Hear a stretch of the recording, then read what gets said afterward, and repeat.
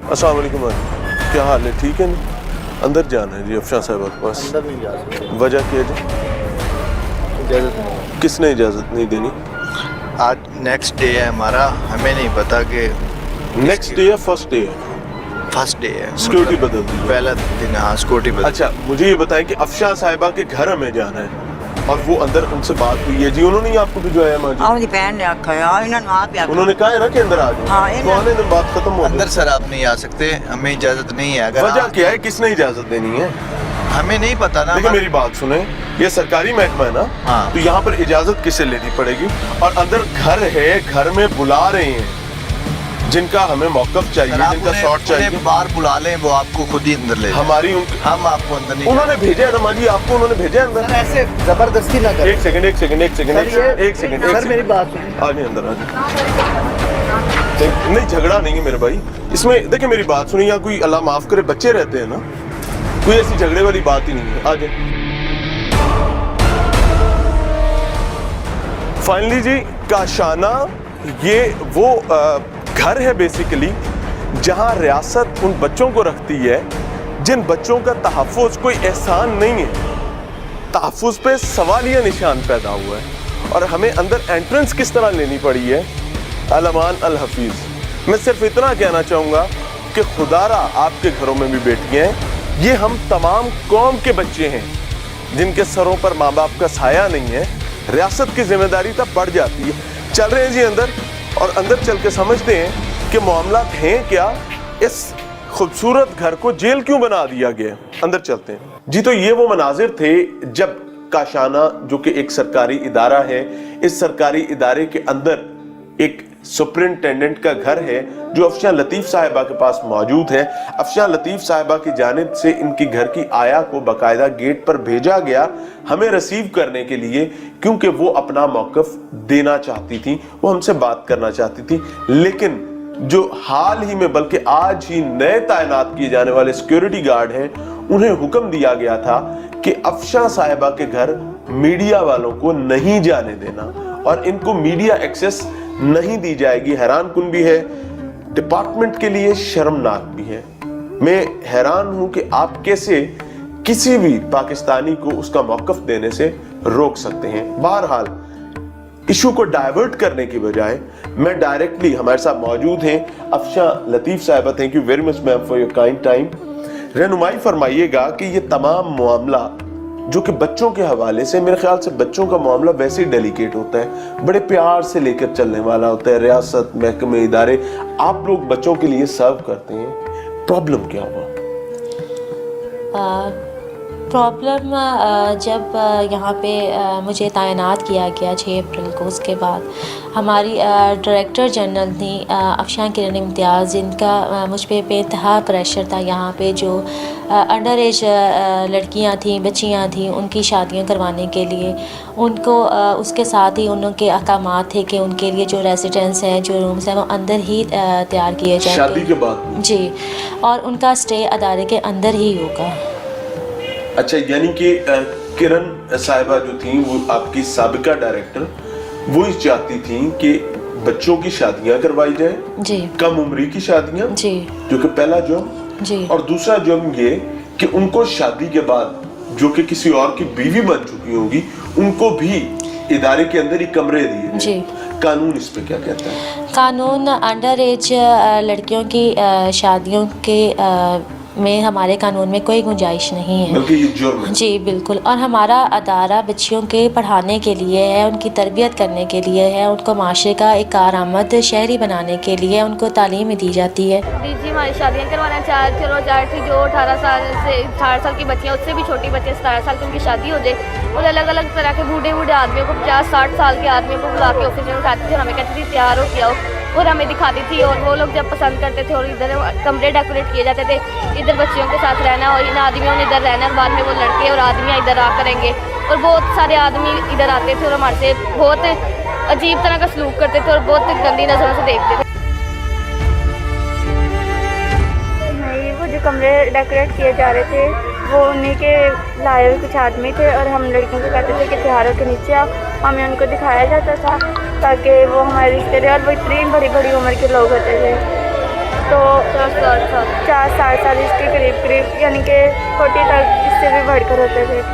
और हम नहीं चाहते कि डीजी मैम दोबारा आए इस कशाना में, तो ये कशाना फिर से तबाह हो जाए और यहाँ का कोई भी शख्स बंदा नहीं आना चाहिए। मैंने यहाँ पे चार्ज लेने के बाद जो सबसे पहले यहाँ पे काम किया, जिसकी मैंने ज़रूरत महसूस की, वह यहाँ पे बच्चियों के लिए मस्जिद बनाना थी, ताकि उनकी दीनी और दुनियावी तालीम दोनों की जा सके यहाँ पे। जिसके लिए मैंने एक मौलमा का कारिया का इंतज़ाम किया, जो उन बच्चियों को डेली आके 2 घंटे की कुरान की तालीम देती हैं। इसके साथ उनको अखलाकियात का दर्स दिया जाता है, जिनकी इन बच्चियों को ज़रूरत होती है। इसके साथ बच्चियों को मैंने एक पॉजिटिव वे में रहने के लिए यहाँ पे उनके लिए वेकेशनल कोर्सेज़ का आगाज़ किया।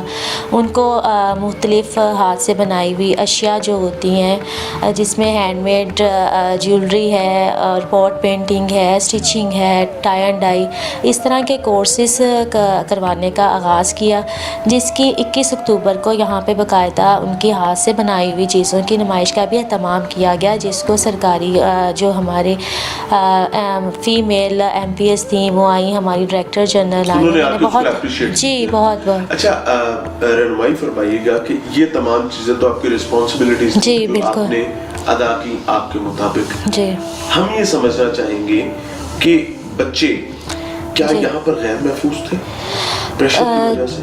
बिल्कुल, क्योंकि बच्चियों को डायरेक्टली ये उनके सामने उनको थ्रेट किया जाता था कि आप सबकी शादियां करवाई जाएंगी। उनके सामने मुझे अहकामात दिए जी DG आई थी, उन्होंने बहुत बुरे तरीके से सबसे बात की थी। अगर हम उनकी कोई बात का जवाब भी देते थे तो वो हमें बुरे तरीके से बोल के कहती थी अपनी आंखें नीचे रखो। बोलती बहुत बुरे तरीके से थी, चिल्ला के गंदी वर्डिंग यूज़ करती थी। और क्या उसका नाम है, लड़कियों के लिए रिश्ते लाती थी, उन्हें दिखाती थी। और साइमा के जो भाई आए थे उनमें से एक को कहती थी, इधर लड़की थी, कि उससे इसकी शादी कर देंगे और इससे फिर यहीं पे ही कुक बना देंगे और यहीं पे ये रहा करेगी उसके साथ ही। और यहाँ तक कि ये कहा था उससे कि तुमने अपने घर वालों को भी नहीं बताना, छुप के शादी करेंगे और इधर ही रहेंगे। तो फिर हमारी मैम अफशा ने उनके खिलाफ एक्शन लिया और अब उन्हें भी निकाला जा रहा है। शादी अगर कम उम्री की ना हो तो शादी के हवाले से कानून क्या है इस इदारे में? शादियों के लिए इन सब के गार्डियंस मौजूद हैं, इनके घर वाले मौजूद हैं, उनकी रज़ामंदी से उनके बताए हुए रिश्तों पे शादी की जाती है। हमारा काम असिस्ट करना है, उनको जहेज़ देना है, उनको खाना देना है बच्चियों को, ये हमारी ज़िम्मेदारी है। और उससे पहले भी हमारी ज़िम्मेदारी बच्चियों को एजुकेशन देना है। उसके बाद जो उनकी फ़ैमिली उनके लिए डिसीजन लेती है, उन्होंने पढ़ना है, उनकी शादियाँ करवानी, उनकी फ़ैमिली का डिसीजन है, वो हमारा डिसीजन नहीं होता। आपने इदारे को ये तमाम मसाइल लिखे?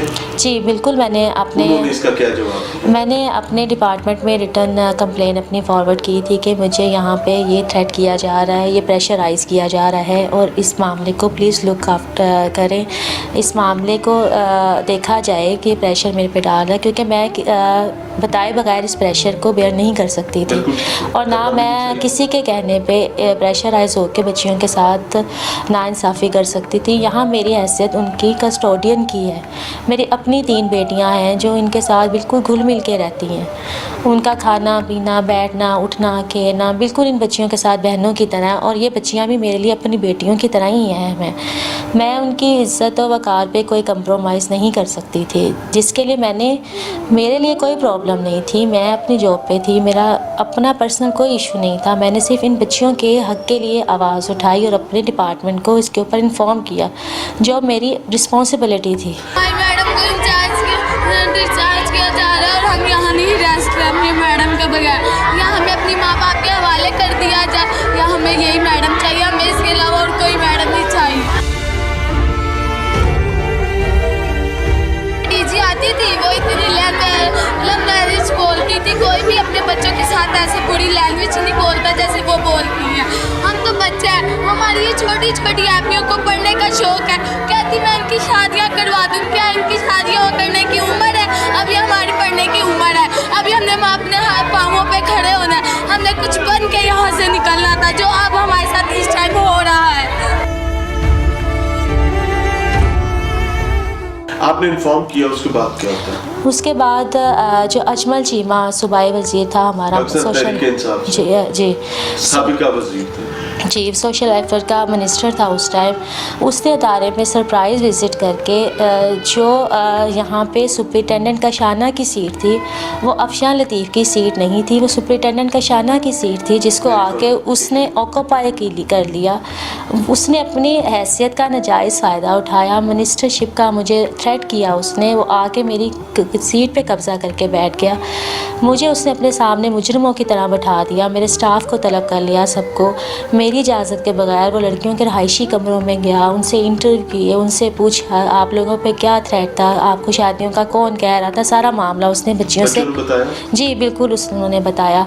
फिर उसने बच्चियों से पूछने के बाद और इस पूरे काम में उसने मुझे मेरे ऑफिस में ही बिठा के रखा। मुझे वो साथ लेके नहीं गया और ना मेरी इजाज़त ली उसने और ना मुझे बताया। जी बिल्कुल, मुझे मेरे ही ऑफिस में यह कमाल बना के बिठाए रखा उसने। बच्चियों से बात करने के बाद उसने मुझसे पूरा मामला पूछा, तुमने क्या कंप्लेन की है, जिसके ऊपर मैंने उनको पूरा मामला बताया। जी 5 अगस्त को इंक्वायरी का आगाज़ किया CMIT ने, जिसमें अजमल चीमा मिनिस्टर की हैसियत से मौजूद थे।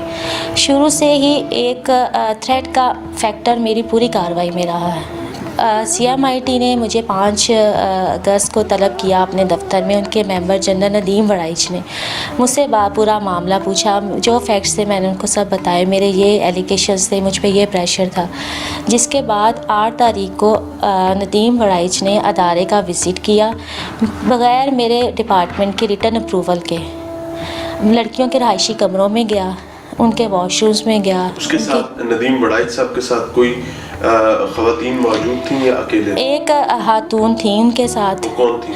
SO थी वजीहा वुमेन डेवलपमेंट से। जी, लेकिन दोनों का किरदार जो था बहुत बाइस था मेरे साथ, मेरे स्टाफ के साथ, बच्चियों के साथ। बच्चों ने अपना मसला उन्हें बताया? बच्चियों ने बिल्कुल बताया उनको मसला। जब उन्होंने बच्चियों से मुलाकात की तो उस पर मुझे नहीं बिठाया गया था, उन्होंने अकेले मुझसे बात की। बच्चियों को उन्होंने डराया धमकाया। क्या? यस, कि आपने जो ये कंप्लेन की है, आपको सारी ज़रूरियात जो हैं अदारे की वो DG दे रही हैं, आपका अदारा नहीं दे रहा, ये DG आपको सब कुछ दे रही है, जिसके खिलाफ आप बात कर रहे हैं। आपने जो भी एलिगेशंस लगाए हैं, बच्चों को उन्होंने डराया। बच्चों को डराना आसान है, कोई शक नहीं, ठीक है। बच्चियों को डराया धमकाया कि अपनी कंप्लेन जो है वापस लें।